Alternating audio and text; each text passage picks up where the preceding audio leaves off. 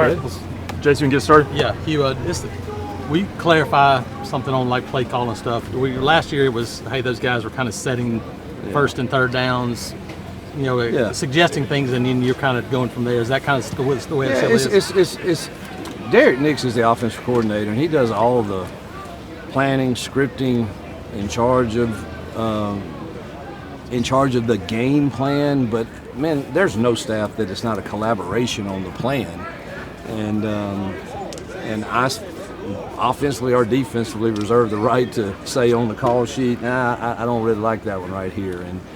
But he does a great job for us. Kent kind of leads the third down plan. But other than that, Nix kind of leads the charge and has the play calling duties, with me reserving the right to say, hey, I go over on defense and during the when we're on defense to do head coaching duties and do the same thing there and say, I think you ought to, give me a hole player here. Or I don't tell DJ a whole lot, but there's times I can see what I think offenses are doing, and I say, hey, man, I think we need to cloud this. That's the way it'll be this year. And while I'm doing that, the offensive guys led by Nix are talking about the next series and what we should do. And usually there's another TV timeout or something, so I have time to get back on and say, all right, what are y'all thinking? Yes, I like all of that.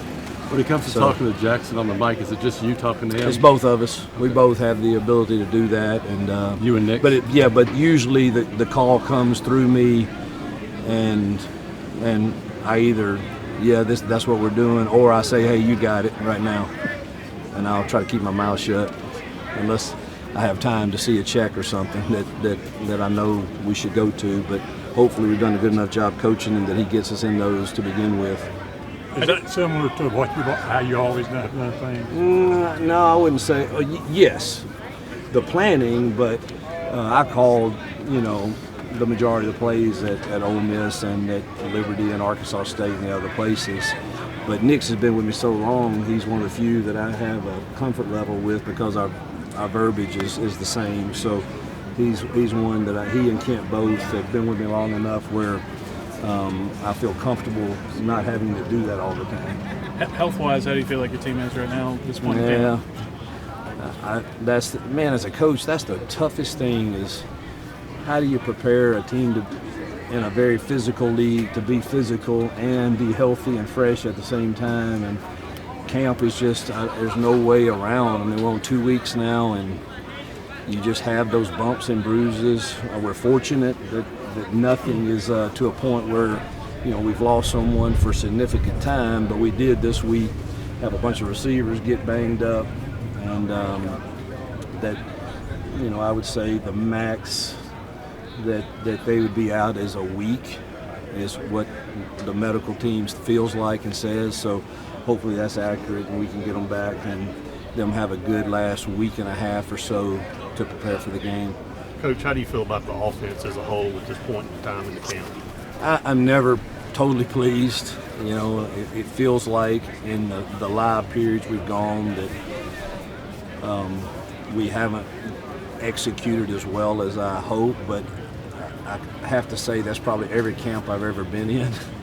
And, you're not game planning for everything DJ's putting in, and that's really hard on the offensive line.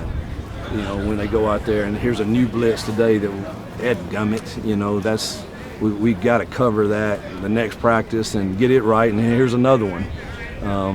And even though we know it's going in, it's one thing to know it's going in, but another thing you hadn't seen it live.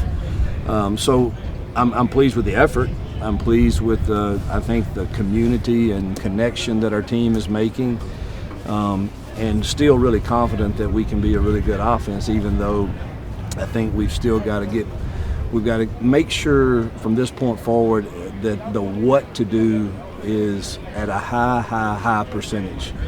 And then we'll worry about, all right, you maybe should do it a little different, but we got the what to do exactly right and against all the looks that you see. It'd be much easier when you're planning for one team that does these things. Yeah, you'll get surprised in the game sometimes, but it shouldn't be, gosh, there's 13 new things that we've seen. It typically is not that way. So I would think that would hopefully help our execution.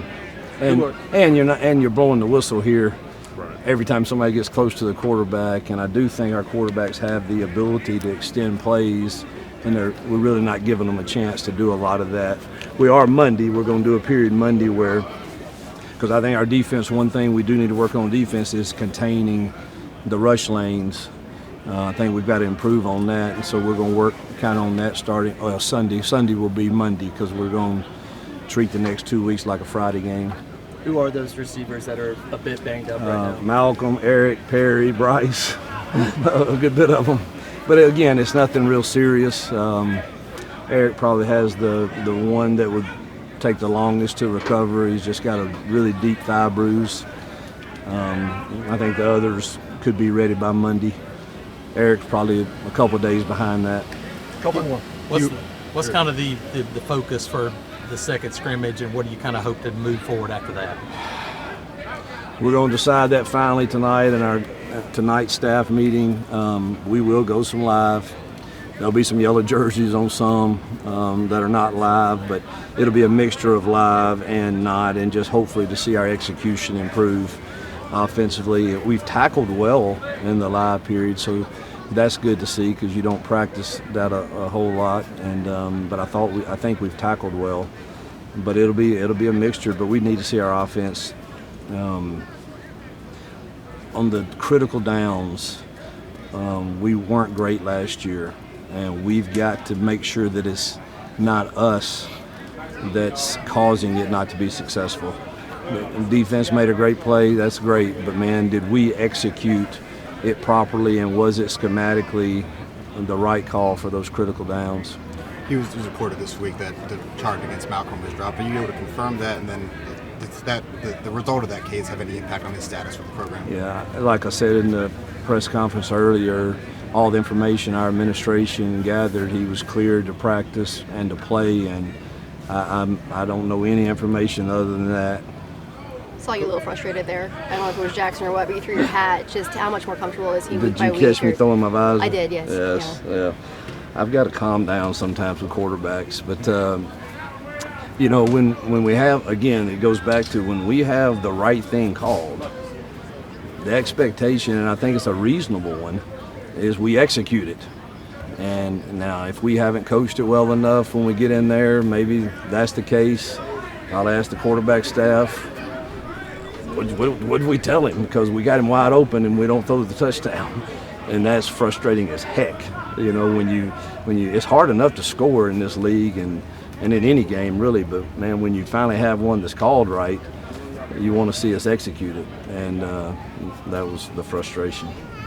We saw Hollis out there today. Was today his first day back from the suspension, or has he been out? He's working on a plan to get back in good standing, but he's still suspended from games indefinitely until he meets those. All right. Having Cam Newton at practice today was incredible. To have a legend like him back, and the wisdom that he can share with particularly our quarterbacks and some of the leaders is just special. Anytime we have those legends that played for this team and did great things, obviously it's really, really great to have him back at practice. And then wish the soccer team, Coach Armstrong, I think they open tonight, and wish them good luck. All right. All right. Thank you, Coach.